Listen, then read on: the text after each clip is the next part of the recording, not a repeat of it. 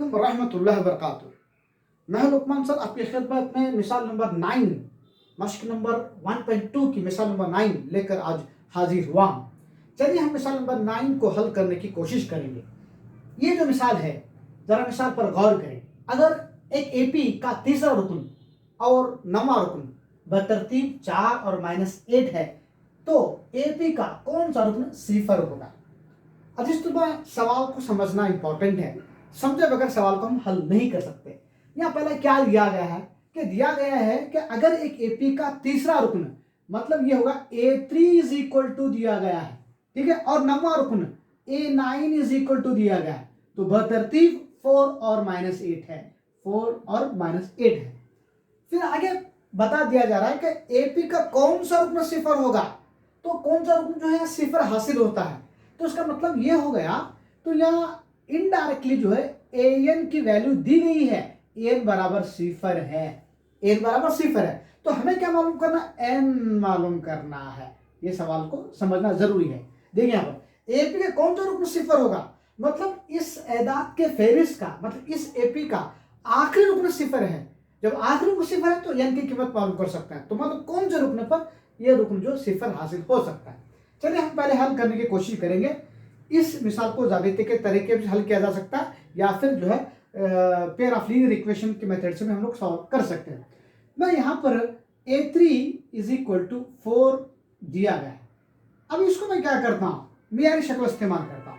मियारी शक्ल A3 में क्या आ सकता है, A+2D आता है। तो A+2D is equal to 4, right.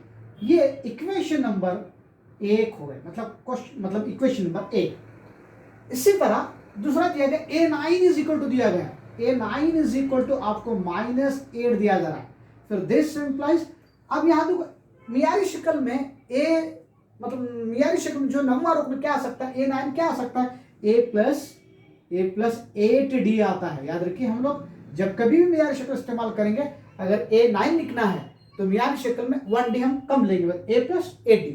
अगर 10वां रुकन लिखना है तो A+9D। इस तरह हम लोग समझ के लिखना है। तो -8 है, वो 8 होगा। This is equation number 2।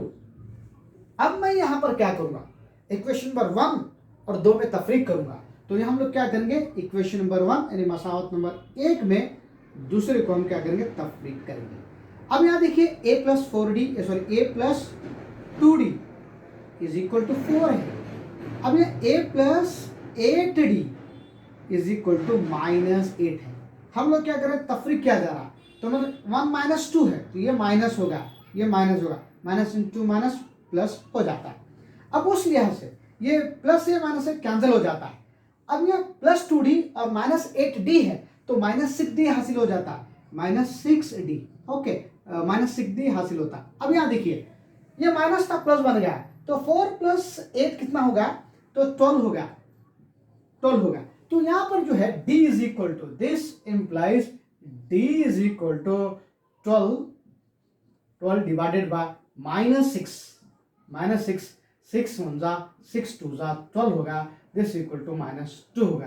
तो D की जो वैल्यू है, तो मुश्तरक फर्क यहाँ जो है -2 हासिल हो रहा है। ठीक है अजीज तलबा, अब याद रखिए, अगर हमें n भी मालूम करना तो पहला रुकन और आम फर्क मालूम होना चाहिए। तो पहला हम आम फर्क मालूम कर चुके हैं, D इज इक्वल टू -2 है।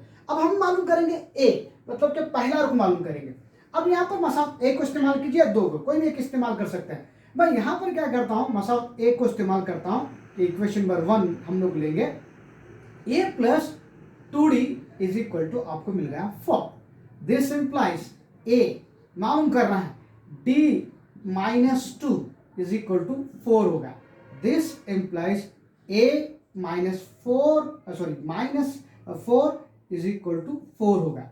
This implies A is equal to 4 + 4, this implies A is equal to आपको मिल गया 8। A की जो वैल्यू है वो कितना है, 8 हासिल हो रही है। तो अजीज तुल्बा, अब हमें जो मालूम करना है कि भाई n मालूम करना है। जब n मालूम करना है तो आखिरी रुकन हमारे पास सिफर है, तो हम लोग यहाँ an इज इक्वल टू 0 दिया गया है।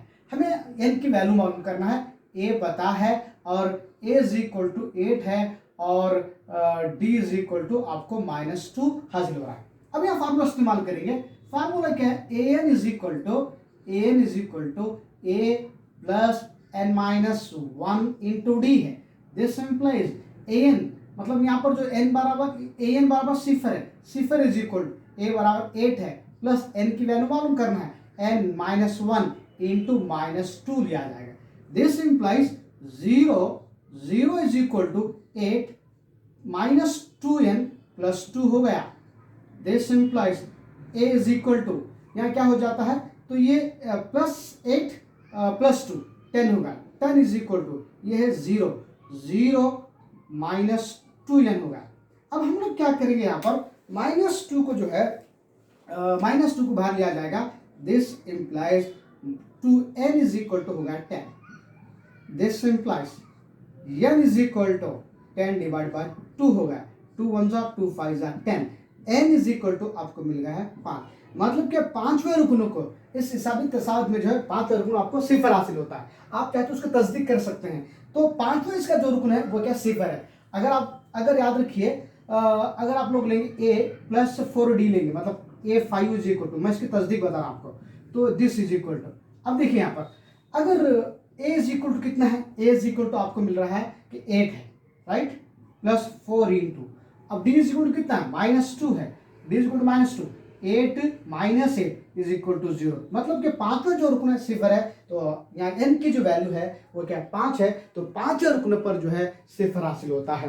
तो यहाँ अजीज तुलबा अब जो है मश्क नंबर 1.2 की मिसाल नंबर 10, क्वेश्चन नंबर 10 हल करने की कोशिश करेंगे। चलिए मिसाल को देखें, बहुत ही सिंपल और आसान मिसाल है, थोड़ा ज़रा समझना इंपॉर्टेंट है इसमें। यहाँ देखिए, एक एपी का 70वां रुकन इसके 10वें रुकन से 7 ज्यादा है, मुश्तरिक फर्क मालूम कीजिए। तो यह हमें मुश्तरिक फर्क मालूम करना है। अजीज थोड़ा बहुत सिंपल प्रॉब्लम है, पहले समझे। एपी का 70वां जो रुकन है, मतलब एक एदाद की फहरिस्त है, उसका 70वां रुकन उसी एदाद के फहरिस्त का 10वें रुकन से 7 ज्यादा है। मतलब यहाँ जो है एक A17 और जो है A10 का एक ताल्लुक बयान कर रहा है। यहाँ पर इस ताल्लुक को समझना है, इसको रिलेशन को समझना है। यहाँ क्या दिया गया देखिए, यहाँ पर वेरी सिंपल क्वेश्चन है, बहुत आसान है। अभी A17 है, A17 दिया गया, एपी का 70वां रुकन, मतलब जो एदाद की फहरिस्त है उसका 17th टर्म, और उसी एदाद के फहरिस्त का 10वां रुकन से 7 ज्यादा। तो मतलब क्या हुआ, तो A10 प्लस 7 है, 7 ज्यादा, तो ये इसके बराबर। मतलब क्या हुआ, A17 is equal to A10 plus 7 है। इस आप देखिएगा, जुमले पर गौर कीजिए, एक एपी का 70वां रुकन और इसके 10वें रुकन से 7 ज्यादा है। मतलब ये यहाँ जो इंफॉर्मेशन, यहाँ जो मफरूजा तो दिया गया वो 70वें रुकन के मुतालिक दी गई है।